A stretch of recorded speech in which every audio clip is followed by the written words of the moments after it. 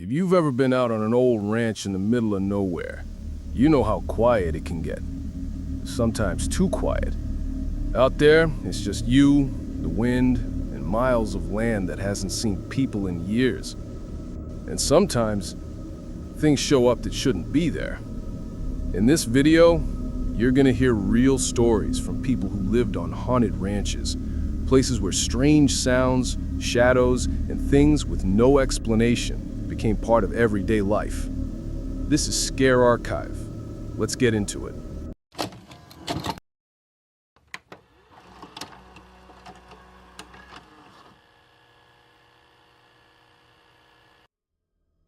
You ever have a place in your life that just sits heavy on you? Like it's not just a house or a piece of land, but it's something else? Something watching? Yeah, that's what my family's old ranch is like. We used to call it Blackbird Ranch. Well, that's not the real name, but I'm not using the real one for reasons. You'll understand soon. This place has been in my family for generations, like since way back. It's tucked out in the middle of nowhere, long dirt road, barely any signal. You lose GPS halfway there. You know the kind. Anyway, my mom owns it now. She grew up there. She inherited it when her parents passed. And here's the thing. My mom, she doesn't believe in anything, like not ghosts, not signs, not even gut feelings. She's the logical to a fault type. Always has been. But even she saw things out there. And that's where I'll start. So, this all happened when I was a kid. I think I was like 8, maybe 9. It was one of those years when we went out to the ranch to visit during the summer. There was this big family get-together, food, bonfire, music, all that. And I remember my mom wasn't acting right. Like, everyone else was outside, laughing, drinking, dancing, and she was just sitting on the old couch inside, staring at the wall, not talking to anyone, barely blinking. I asked if she was okay, and she just said she felt weird. Weird how? I asked. She just shook her head and whispered, "Something's wrong. I don't know what it is, but it's wrong." I was a kid. I didn't think much of it. Grown-ups were always saying dramatic stuff. But she was serious. Her whole vibe was off. I remember this so clearly. She was sitting on the couch, and there was this coffee table in front of her, like one of those heavy wooden ones. And then she started staring under the table. I asked again if she was okay, and she said, like in this quiet, confused voice, Do you see that?" I was like, "See what?" She just pointed. "There's something white. It's moving in circles. It's going around the table over and over, like it's looking for something." At this point, I thought she was joking, or just tired. I didn't see anything. Nobody did. But she kept watching it. Her face got pale, like she wasn't blinking anymore, just staring. And she stood up, backed away from the table like it might bite her. She looked at everyone in the room and kept asking, "You guys seriously don't see that? Right there! Right there!" Nothing. Just empty space. And then, just like that, she froze. And I swear to you, this still gives me chills. Her whole body went stiff. Then she gasped like someone punched the air out of her. A few seconds later, the house phone rang. And if you've ever had one of those old phones in the country, you know how loud they are. That sharp, echoing brrrring that cuts through everything. She picked it up. I couldn't hear the other side, but her face said enough. She hung up and just whispered, "He's dead." Her cousin, someone she grew up with, someone she was really close to, had been shot, killed that same night somewhere in another town. And the thing is, she hadn't even known he was in trouble. Nobody did. After that, my mom never talked about what she saw that night, not in detail. But over the years, I noticed a pattern. She'd get these feelings, warnings. Sometimes she'd get real quiet, or she'd wake up in the middle of the night saying someone was in the room. And then a few days later, someone from the family would pass. And she never believed in any of it. But it kept happening. I didn't think much of it until I got older. Until I started seeing things out there too. But that's another story. All I know is that night, that ranch, that weird circling thing that only she could see, whatever it was, it knew what was coming before any of us did. And honestly, I don't think it ever left.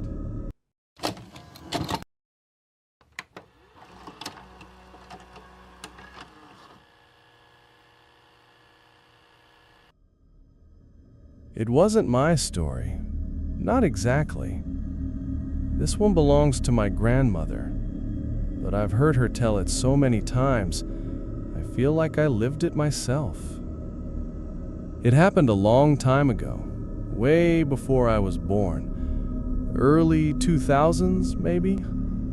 Back then, my grandfather used to drive a van through rural back roads, picking up and dropping off kids for school. He worked late sometimes, especially during bad weather, when the roads got tricky.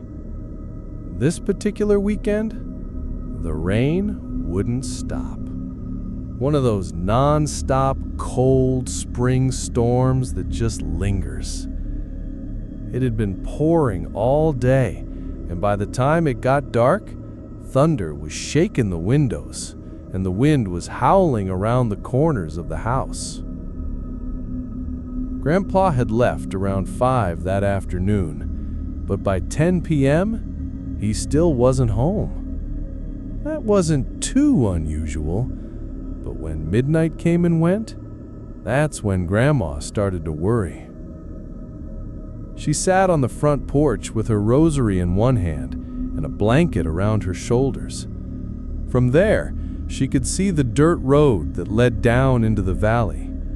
The porch light was flickering, and every now and then, lightning would flash across the hills like the sky was cracking open. She kept praying, out loud, over and over. "Please bring him home safe. Please bring him home safe." And then she saw headlights. 2 bright lights appeared out on the road, just above the dip in the hill. She stood up so fast she dropped the rosary. She said, "Thank God, he's finally home." She stepped off the porch, still barefoot, and walked to the little gate that led to the road. The van kept coming, slow, steady, like it was taking its time getting through the mud. She kept her eyes on it, smiling now. But when it reached the cattle guard, the metal grating across the road meant to stop animals, the lights just stopped.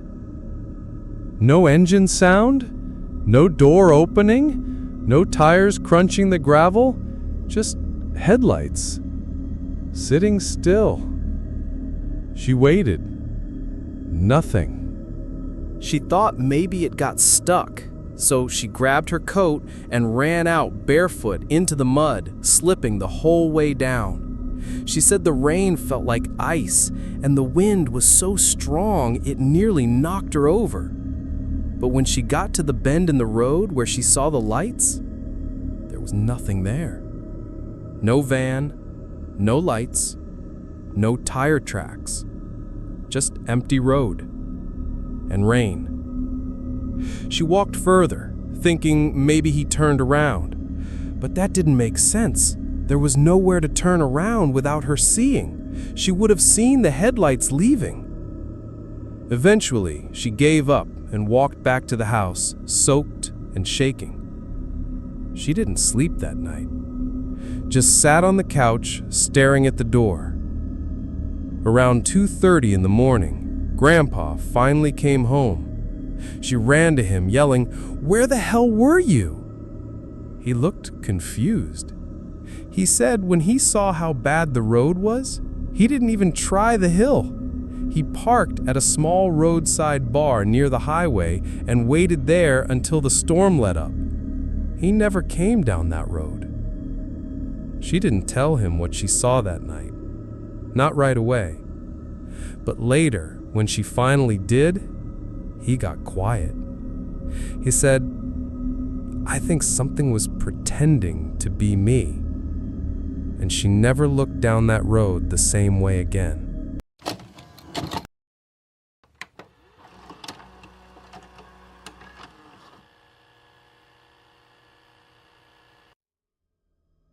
This happened when I was 10. I remember because it was the same year my little brother turned 3, and we were both staying at the ranch with our grandparents for the summer. I hated that place. Even as a kid, I couldn't explain it, but just being there gave me this constant tight feeling in my chest, like I couldn't fully breathe. I didn't like sleeping there, I didn't like walking around alone, and I especially didn't like nighttime. That night, I couldn't sleep. I was sharing a room with my little brother. He was already passed out, and our great-grandmother, who had early-stage dementia. She was quiet, usually asleep early because of her medication. I was laying there in bed, wide awake, just staring at the ceiling. And then, the dogs started barking. All of them, at once, non-stop. That wasn't unusual, honestly. The ranch dogs barked at everything. Possums, stray cows, shadows. But that night, it was different. They weren't just barking. They were growling, whining, like something was seriously wrong. Then, the chickens started freaking out too. My grandfather got up, said he was going to check on the animals. He figured maybe a raccoon or a fox had gotten into the coop. I stayed in bed, pretending to sleep so he wouldn't yell at me for being up late. A few minutes passed, maybe more, and then I heard footsteps. Slow, heavy ones, right outside our window. We had a little window with metal slats, the kind you can open and close with a crank. It was closed, but not locked. I sat up, frozen. The footsteps stopped. Then I heard breathing, like something big was just standing there, right on the other side, breathing slow and deep. I wanted to believe it was a dog, or maybe Grandpa, but I knew it wasn't. And I had to pee. I waited as long as I could, but eventually I couldn't hold it anymore. The bathroom was outside, of course, attached to the house, but you had to go around the back porch to get there. Old country house vibes. I didn't want to wake anyone, so I grabbed a flashlight, took a deep breath, and went. The moment I stepped outside, I felt it, like being watched from every direction. The trees were swaying hard, and the wind felt wrong, like it was circling instead of blowing one way. I rushed to the bathroom, did what I had to do, and was about to run back inside when I caught a glimpse of something near the tree line. Something tall, pale, watching me. I slammed the bathroom door, and locked it. I stayed in there for a few minutes, heart racing, trying to convince myself it was nothing. Maybe a deer. Maybe just the wind playing tricks. Eventually, I forced myself to leave. I sprinted back into the house, slammed the door, and checked all the locks. Everything was shut tight. I climbed into bed, pulled the blanket up to my nose, and tried to breathe. Then, my great-grandma sat up. She was praying, loud, like she was in church. She looked over at me, didn't say a word, just pointed at the door. And that is when I saw it. Standing there, right at the door, was a man, or part of a man. His body was human, completely naked, covered in blood, but his head was a goat's. Not a mask, not something he was wearing. It was like the goat's head had been sewn onto his shoulders, like grafted there. The stitching was thick and crude, and blood was dripping from the seams. His mouth hung open in this sick, unnatural smile, teeth exposed, drool dripping down. He didn't speak. He just stared at me, smiling. I couldn't move. I couldn't scream. All I could do was hold my little brother tight and squeeze my eyes shut. I started whispering a prayer, the guardian angel one, over and over again. I think I passed out while praying, because the next thing I remember was sunlight coming through the window. My grandfather was already up, getting ready to feed the animals. I told him everything. He didn't laugh. He didn't say I imagined it. He just said, "Stay inside today."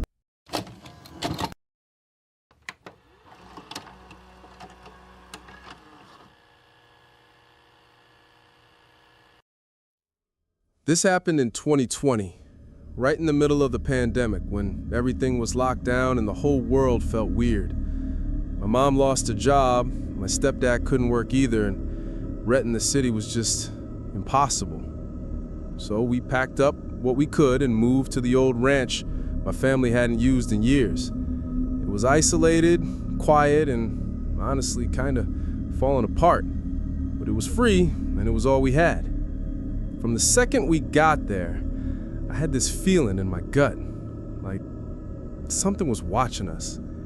It wasn't just the silence or the distance from people. It felt wrong, like we were walking into a place that didn't want us there. Anyway, we started fixing things up. My stepdad was doing most of the heavy lifting, bringing boxes and tools back and forth from the city. My mom and I stayed behind to clean and set up. That first night, we were waiting on my stepdad to arrive with the last truckload. The front gate was left open so he could pull in without getting out in the dark. I was standing on the porch, keeping an eye on things while my mom took a quick shower.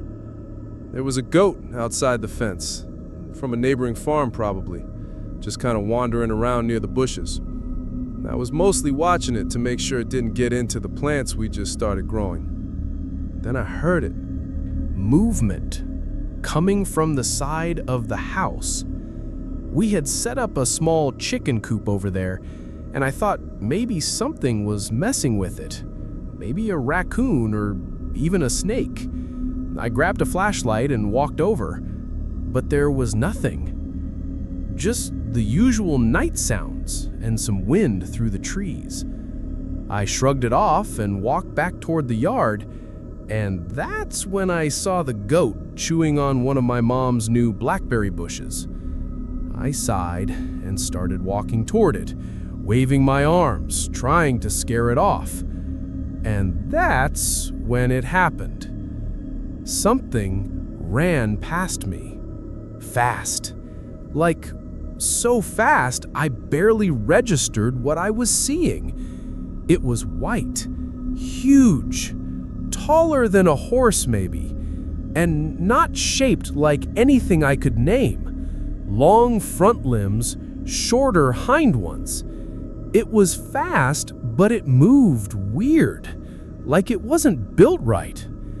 At first, I thought maybe it's just a horse, but there were no other animals around. And horses don't run without sound. This thing was silent. It disappeared around the back of the house. Behind there, we had the old caretaker's shack and a big fenced-in area for livestock. The fence was high, strong, and secure. No way anything that size could have slipped out without making noise or leaving a trace. So, I followed it. I don't know why. Curiosity, I guess. Or just plain stupid.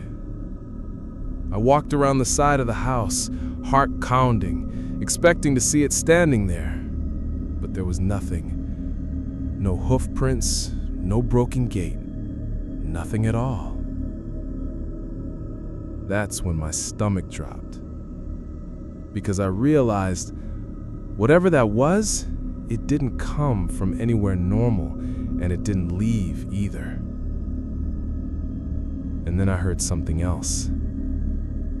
My voice. Not someone calling me, my actual voice, sounding like it was trying to imitate me, but it was broken, glitchy, like it was struggling to get the words out. Clara, Clara, don't be afraid. It was like hearing a recording of myself underwater. I froze. I didn't even breathe. And then I saw it. At the far end of the backyard, leaning over the back gate, was the thing. It was crouched there like it was about to jump, its front limbs gripping the wooden fence, its body hunched and massive, still glowing pale in the moonlight.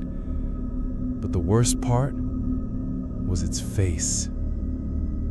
It had human eyes, like real, thinking eyes, wide and locked right on me, and a mouth, not like an animal mouth, too big, too wide, full of sharp, uneven teeth, grinning. And it kept trying to speak in my voice. Clara, don't be afraid. I couldn't move, couldn't scream. My entire body went numb. And then I passed out. Next thing I knew, my stepdad's truck was pulling into the driveway. The headlights woke me up. I was laying on the porch like I had just dropped there. I never told them everything I saw, just said I must have fainted from the heat. But I know what I saw. And after that night, it didn't stop. After a few months back in the city, I had a bit of a breakdown. Like, mentally just done. Couldn't focus, couldn't sleep. Everything made me anxious. I was snapping at people for no reason, crying at weird times. So I decided I needed to get away from everything for a while. And I went back to the ranch. It wasn't the smartest idea. I mean, that place already had its share of weirdness, but at least it was quiet. At least I could breathe out there. My boyfriend came with me. He wasn't from the countryside, grew up in a city, never spent the night where you can't hear traffic. So the first few nights were rough for him. Every little creak, every animal outside, the silence, it freaked him out. We also brought our dog. Big guy, protective, confident, slept outside most nights. He made me feel safe out there. You know how some dogs just make you think, okay, nothing's gonna mess with us while he's around. That was him. So this one night, everything started out normal. We locked up, had dinner, watched a little something on my phone, then went to bed. The dog stayed on the back porch like always. Around midnight, I woke up to a loud bang, then barking. Loud, frantic, desperate. Our dog never barked like that, ever. This was fear, pure panic. We ran to the back door. Before we even got there, we heard claws scraping the wood. He was trying to break the door down to get inside. He wasn't protecting us. He was running. We opened it just enough for him to squeeze in, and he bolted past us, slammed right into the table and crawled under it like he was trying to hide from a thunderstorm. I'd never seen him do that before. Then came the breathing. From outside, heavy, wet, like something that had lungs too big for its body. It exhaled slow, like it was tired from running, or excited. My boyfriend looked at me and whispered, "What the hell is that?" I didn't answer. I was frozen. My ears were ringing. I reached for the flashlight and pointed it through the screen door. At first, I saw nothing, just the trees and part of the yard. Then something moved. Tall, white, crawling low, but still taller than me. It moved like it didn't have bones. Its front limbs were long and thin and bent the wrong way. The back ones dragged like they barely worked. It stopped near the woodpile and turned toward the house. I swear to God, it looked right at me. I didn't even realize I was holding my breath until my chest started burning. I shut the door, locked it, and pushed the dresser in front of it. That thing didn't try to break in. It didn't growl or roar or scream. It just stayed, circling for hours. We could hear it outside, scraping, brushing against the walls, tapping on the windows. Once, it was right outside the bathroom window. I made the mistake of looking. It was standing on its back legs, way too tall, and smiling. That same awful, stretched, lipless grin, like it knew exactly what it was doing to me. Our dog stayed under the table until sunrise. Didn't bark, didn't move. He was shaking so bad the floor creaked. The next day, he wouldn't go outside, not even to pee. And honestly, I didn't blame him.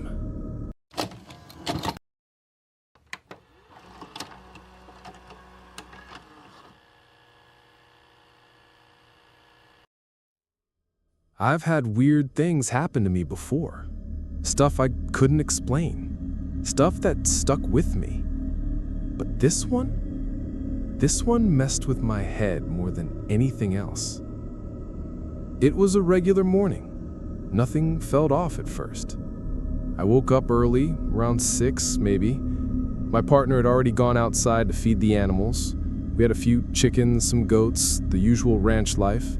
I figured I'd make some coffee and maybe sit out on the porch for a bit before it got too hot. I went to the bathroom, washed my face, came out still half asleep. And that's when I saw him. He was in the kitchen, standing near the sink, back turned to me. I didn't even think twice about it, just said, "Hey, you're back already?" No response. I walked a little closer and said it again. "Hey, did you already finish out there?" Still nothing. He just stood there, not moving. Not even like he was distracted, just still. Too still. I got this weird chill in my stomach, like my body realized something was wrong before my brain caught up. I took one step forward, and then I heard something outside. Boots on gravel. I turned to the front window and saw him. outside. Same clothes, same walk, carrying the bucket we use for feed. I spun back around toward the kitchen, and there was no one there. No sound, no door opening, just gone. I walked through every room, looked in the hall, checked the door, nothing. And I know what you're thinking. Maybe I imagined it. Maybe I was half asleep. But no, I was awake. I talked to him. I saw him clear as day. And it wasn't the first time something like that had happened. After that, there were moments, small ones, that made me question things. Like I'd hear his voice when I knew he was outside, or I'd see a shadow go one way when he went the other. And sometimes he'd act strange. Just for a second. Like I'd catch him staring at me like I was someone else, or he'd say something with this weird smile that didn't feel like him. I'd ask what's wrong, and he'd just say, nothing. But deep down, I'd feel it. Like maybe he didn't come back in the same person. Or maybe something else came in with him.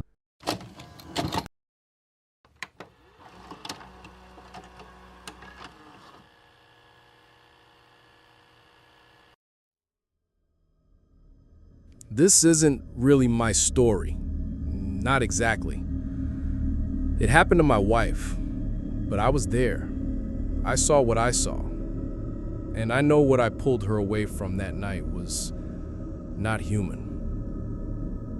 Let me back up. It was around the time things started getting rough between us. She'd been drinking more than usual. Not blackout drunk or anything, but enough that her mood would shift. Enough that she'd go quiet and get stuck in her head. We were living out on a property that had been in her family for a while. Middle of nowhere. Big land, creaky wood floors. Night out there felt heavier than it does in the city, like the dark actually weighed something. Anyway, there was this weird habit she had when she got a few drinks in. She'd sit on the porch and talk to no one, like she was answering questions. I caught her doing it a few times. I'd walk outside and she'd be staring out at the front gate like someone was standing there. One night I asked her what she was looking at, and she said, real calm, "He just wants to talk." I asked who. She shrugged. The old man at the fence. There was no one there. She said he came around most nights. Said he never moved past the gate, just stood there calling her name. At first, I thought it was the alcohol. Maybe a mix of stress and isolation. But then, one night, I came inside from feeding the animals. I thought she was on the porch like usual, but she wasn't there. I looked around the house, empty. I walked outside, flashlight in hand, and that's when I saw her. She was standing at the gate, barefoot, still, just staring forward. I didn't call out right away. Something about the way she was standing freaked me out. It wasn't natural. Her arms were hanging loose at her sides, her head slightly tilted like she was listening to something I couldn't hear. And then I saw it. Next to her, crouched by the fence post, was someone. Or something. It looked like a man. Tall. Too tall. His spine was bent backward like it had snapped in two and never healed. His face was in shadow, but I could see his mouth moving, fast, like he was whispering something right into her ear. But I couldn't hear it. Not a sound. I shouted her name and ran. The second I got close, the figure turned and slipped into the woods like smoke. No sound, no footprints, just gone. I grabbed her by the arm and shook her. She blinked, looked at me like she'd just woken up. She didn't remember how she got out there, didn't remember leaving the house. All she said was, "He's not done yet." After that night, she stopped drinking. Just stopped, cold turkey. And she never went out to the gate again. Neither did I.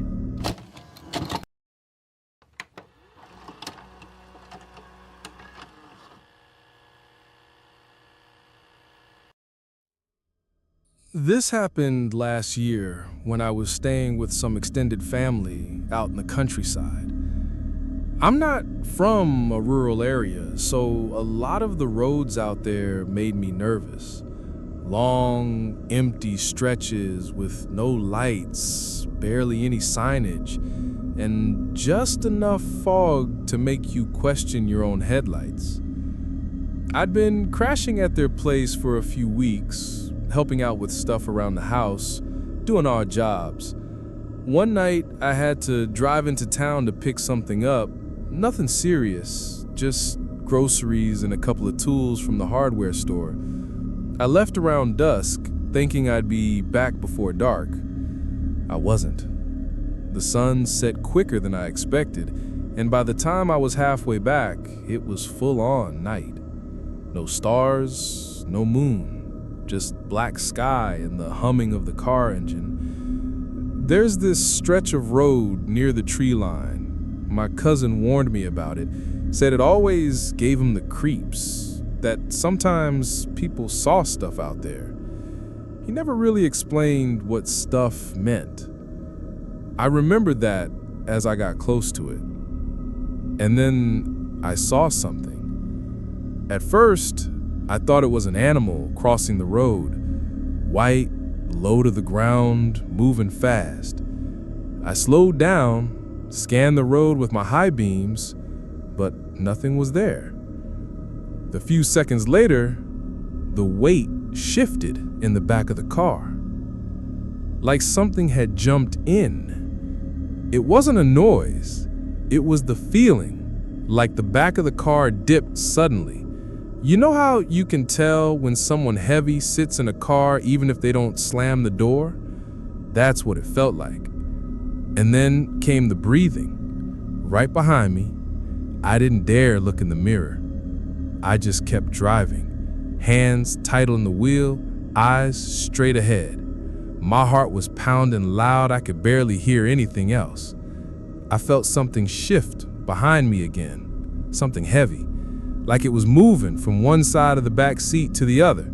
Still, I didn't look. The road stretched on way longer than it should have.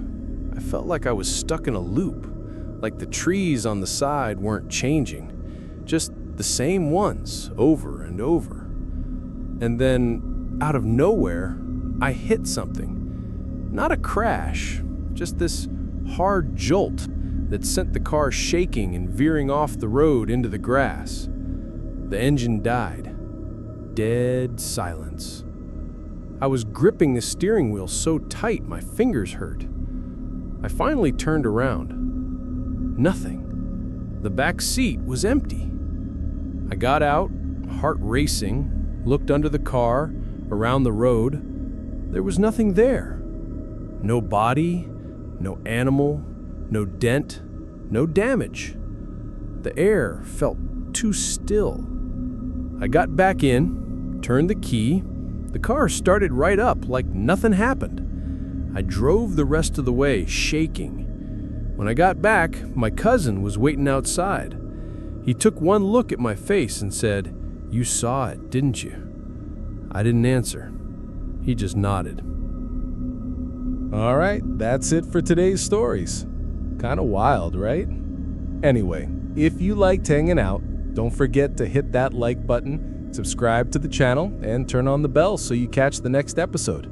And hey, if you've got your own weird or paranormal story, send it over to scarearchive.cases@gmail.com. It's also down in the description. I'd love to read it. Take care, and I'll see you in the next one.